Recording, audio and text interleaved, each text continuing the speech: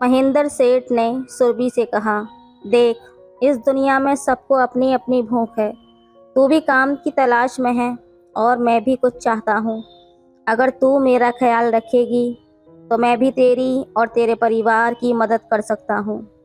महेंद्र सेठ ने सीधे बात रख दी। सुरभि सोच में पड़ गई।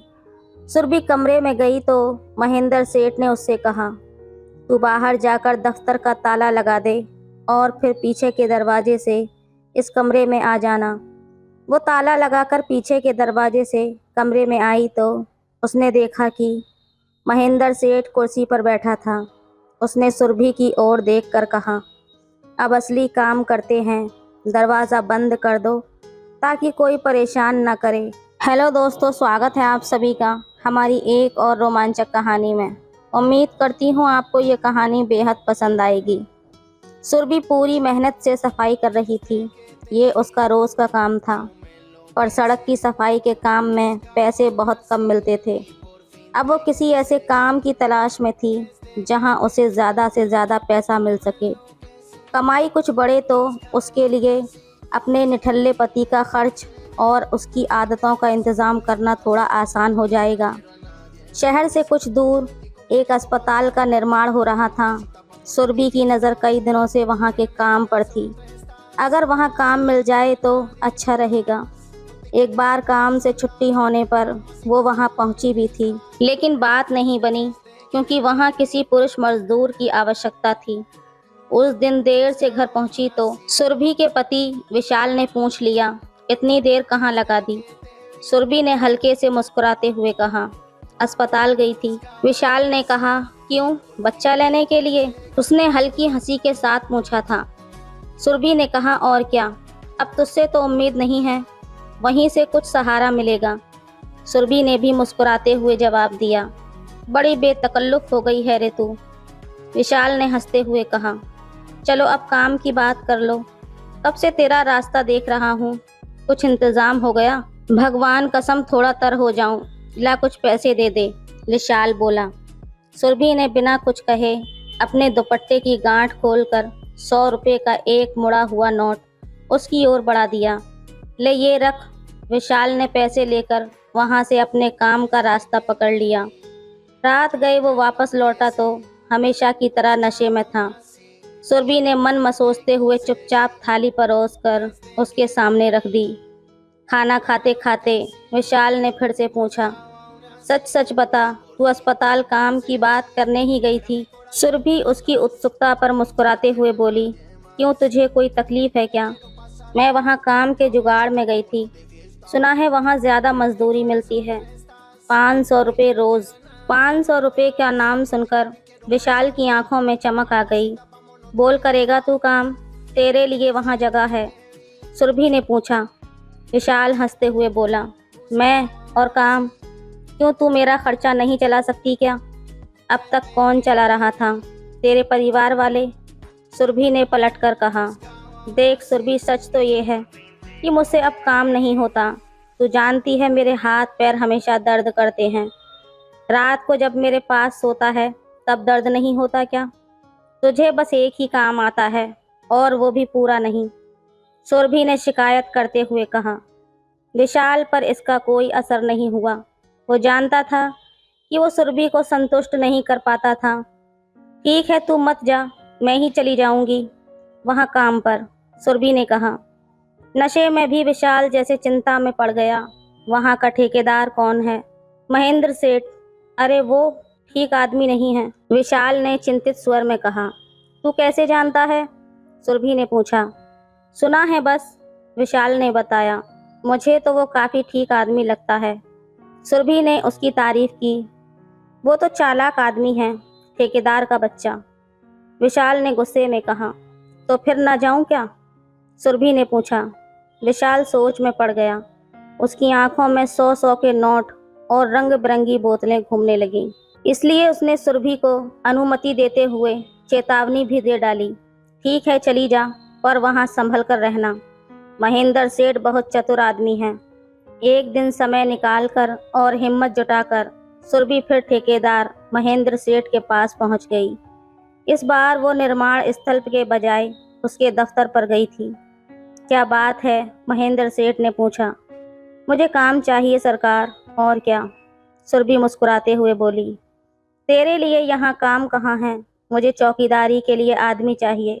तुझे चौकीदारी पर रखूंगा तो मुझे तेरी चौकीदारी करनी पड़ेगी, महेंद्र सेठ ने हंसते हुए कहा।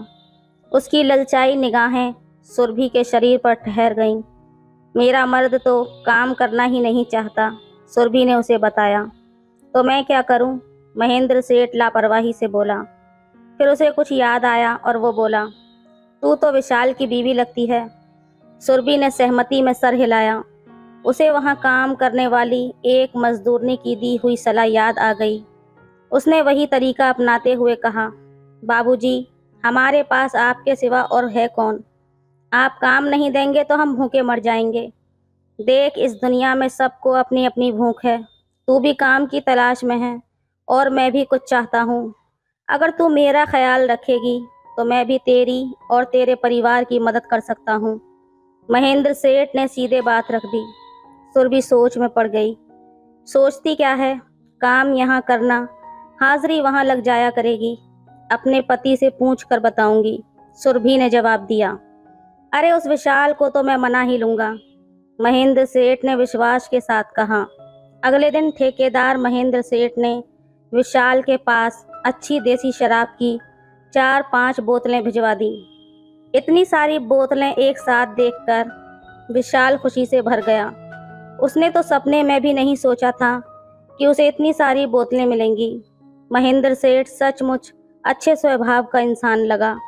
उसने सुरभि को महेंद्र सेठ के यहाँ काम करने की इजाज़त दे दी। अगले दिन सुरभि महेंद्र सेठ के दफ्तर पहुंची। वहाँ कोई ख़ास काम नहीं था, बस सफाई करना, पानी लाना, चाय बनाना जैसे छोटे मोटे काम थे। 1 घंटे बाद महेंद्र सेठ साइट पर चला गया।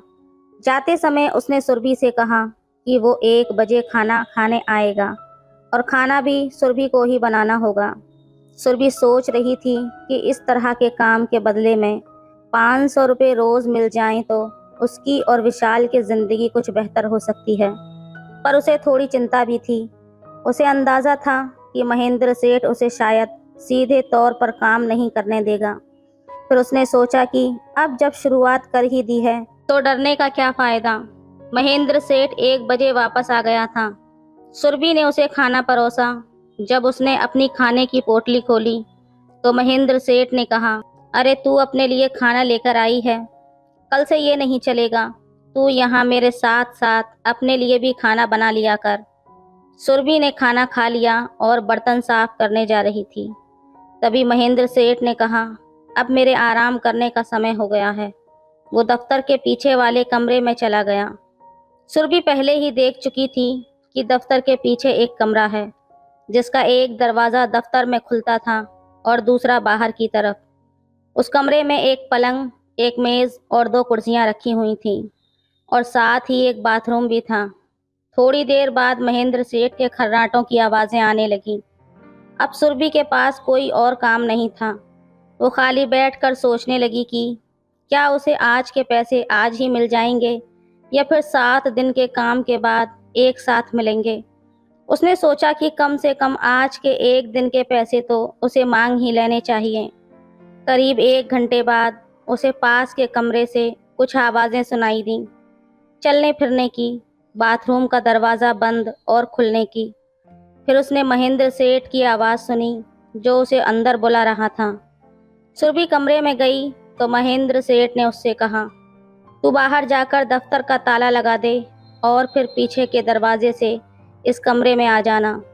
वो ताला लगाकर पीछे के दरवाजे से कमरे में आई तो उसने देखा कि महेंद्र सेठ कुर्सी पर बैठा था। उसने सुरभि की ओर देखकर कहा, अब असली काम करते हैं, दरवाज़ा बंद कर दो ताकि कोई परेशान न करे। सुरभि को मालूम था कि उसे कुछ मुश्किल फैसले लेने पड़ेंगे, पर दरवाज़ा बंद करते वक्त वो थोड़ा असहज महसूस कर रही थी। उसने अपने पति विशाल के अलावा कभी किसी और से इस तरह का संबंध नहीं रखा था। महेंद्र सेठ ने उसे अपने पास बुलाकर उसके पहनावे पर बात छेड़ी। सुरभि ने थोड़ी झिझक के साथ अपना दुपट्टा हटाया और सर झुकाकर खड़ी हो गई। महेंद्र सेठ ने हल्की हंसी के साथ कहा। अब थोड़ा और सहज हो जा। सुरभि ने अचरज से पूछा, और कैसे? इसमें क्या सोचना, अपने पति के आगे भी ऐसे नहीं बैठती क्या? सुरभि ने थोड़ा संकोच करते हुए कहा, नहीं, हमारे बीच ऐसा कुछ नहीं होता। महेंद्र सेठ ने उसे चिढ़ाते हुए कहा, वो तो सचमुच नालायक निकला, एकदम बेपरवाह। सुरभि उसकी ओर संकोच भरी नजरों से देखती रही। महेंद्र सेठ उसकी झिझक पर मुस्कुराया और उसे सहज महसूस कराते हुए बोला, देख, यहाँ तू घबरा मत, सब कुछ मैं देख लूँगा, तू चिंता मत कर। सुरभि उसकी बात समझ रही थी और थोड़ी झिझक महसूस कर रही थी। उसने अपनी तरफ से हिम्मत करके उसकी बात मान ली। उसे देखकर महेंद्र सेठ के चेहरे पर संतोष की झलक आई, लेकिन उसने कहा, यह क्या जंगल उगा रखा है, कभी साफ क्यों नहीं करती? सुरभि ये सुनकर थोड़ा असहज हो गई और उसे कोई जवाब नहीं सूझा। महेंद्र सेठ ने उसकी हिचकिचाहट को समझते हुए कहा, कोई बात नहीं, मैं कल तुझे इसके लिए ज़रूरी सामान ला दूंगा, या अगर तू कहेगी तो मैं ही मदद कर दूंगा। अब चल, आराम से यहाँ बैठ जा। सुरभि हल्के से संकोच में उसके पास पहुंची तो महेंद्र सेठ ने उसे अपने पास बिठा लिया और उसे सहज महसूस कराने लगा। सुरभि जो पहले बेमन से उसके पास आई थी, अब कुछ ही देर में सहज होने लगी। महेंद्र सेठ ने उसे अपने काबू में महसूस करते हुए कुछ और बातें की और माहौल को थोड़ा सामान्य बनाए रखा। सुरभि के मन में अभी भी कुछ सवाल और संकोच थे। उसने हल्के फुल्के अंदाज में कहा, यह सब करना कुछ अजीब लग रहा है। महेंद्र सेठ ने उसे दिलासा देते हुए कहा, तू बस मेरे साथ रह, सब ठीक होगा, कुछ नया करने में घबराने की ज़रूरत नहीं है। सुरभि को अब तक विशाल की बातें याद आ रही थीं। वो सोच रही थी कि महेंद्र सेठ का व्यवहार कुछ हटकर है, पर मजबूरी में वो उसके पास बैठी रही और परिस्थिति के अनुरूप शांत बनी रही। सुरभि के मन में अब भी कोई झिझक थी, लेकिन उसने अपने आप को सहज रखने की कोशिश की और बातचीत में महेंद्र सेठ के साथ सामान्य महसूस किया। कमरे में एक अजीब सी खामोशी और सुरभि की उलझन भरी सांसों की गूंज थी। महेंद्र सेठ ने उसे सहज कराने की कोशिश में कहा, कैसी हो मेरी रानी, सब ठीक तो है ना? सुरभि ने संकोच के साथ उसकी ओर देखा, लेकिन शब्द उसके होठों तक नहीं आ पाए। उसने धीरे से सहमति में सर हिलाया। माहौल में एक अजीब सी बेचैनी थी, लेकिन सुरभि अब खुद को स्थिर रखने का प्रयास कर रही थी। उसे महसूस हुआ कि वो इस परिस्थिति में पूरी तरह से सहज नहीं है, लेकिन मजबूरी के कारण वो वहीं रुकी रही। महेंद्र सेठ ने उसके चेहरे पर दिख रही झिझक को देखकर उसे समझाने की कोशिश की। डरने की ज़रूरत नहीं है, सब आराम से हो जाएगा। महेंद्र सेठ ने उसे सहजता देने का प्रयास किया और माहौल को सामान्य बनाए रखा। दोनों अपने अपने विचारों में खोए रहे, बिना कुछ बोले। फिर कुछ समय बाद दोनों ने एक दूसरे को छोड़ दिया। सुरभि के चेहरे पर हल्की तृप्ति का आभास था और महेंद्र सेठ अपने मन की प्रसन्नता को छुपा नहीं पा रहा था। महेंद्र सेठ बहुत खुश था कि उसके मन की मुराद पूरी हो गई थी और वो उसके जाल में फंस गई थी। समय बीतता गया और सुरभि का ठेकेदार महेंद्र सेठ के साथ रिश्ता धीरे धीरे गहराता गया। वादे के मुताबिक ठेकेदार महेंद्र सेठ विशाल और उसके परिवार की मदद करता रहा, उनकी रोज़मर्रा की ज़रूरतों का ख्याल रखता रहा। सुरभि का पेट बढ़ने लगा और जल्द ही ये बात साफ हो गई कि वो एक नई जिंदगी को जन्म देने वाली है। विशाल ने अपनी पत्नी के बदलते रूप को देखा तो उसके मन में सवाल उठने लगे। उसे लगा कि उसकी थोड़ी सी ढील देने का नतीजा उसके सामने है। पर जब वो महेंद्र सेठ से बात करने का सोच ही रहा था कि अचानक से उसके पास विदेशी शराब की एक पेटी पहुंच गई, पूरी पेटी, और वो भी विदेशी शराब की। इससे विशाल के विचार बदलने लगे। उसने सोचा, महेंद्र सेठ तो सच में बहुत बड़ा आदमी है जो इस तरह से मदद कर रहा है। सुरभि को भी शायद ये बात समझनी चाहिए थी। रात को नशे में धुत विशाल सुरभि पर गुस्सा हो गया और उसने कहा, अपने पेट को देख, तुझे समझ नहीं आता कि क्या हो रहा है? सुरभि ने जवाब दिया, मैंने कुछ नहीं किया, ये तो भगवान की मर्जी है, विशाल ने तंज भरे लहजे में कहा। भगवान की मर्जी, इसे संभालने के तरीके तो आजकल हर जगह मिलते हैं। तुम किसी अस्पताल क्यों नहीं गई? सुरभि ने अपने पेट पर हाथ फेरते हुए कहा। मैंने ये कदम हमारे बुढ़ापे के लिए उठाया है। अभी तो मैं काम कर पा रही हूँ, पर जब बूढ़ी हो जाऊंगी तब हमारा सहारा कौन बनेगा? मैंने भविष्य के लिए एक सहारा तैयार कर लिया है। सुरभि की बात सुनकर विशाल का गुस्सा थोड़ा ठंडा पड़ गया। वो सोचने लगा, कैसा न्याय किया है भगवान ने। बुढ़ापे में मेरी सेवा करने वाला कोई रहेगा जो मेरा ध्यान रख सकेगा। तो दोस्तों, ये थी आज की कहानी। आपकी क्या राय है इस कहानी पर, हमें कमेंट में ज़रूर बताएं। वीडियो अच्छी लगे तो लाइक करें, शेयर करें, सब्सक्राइब करें। धन्यवाद।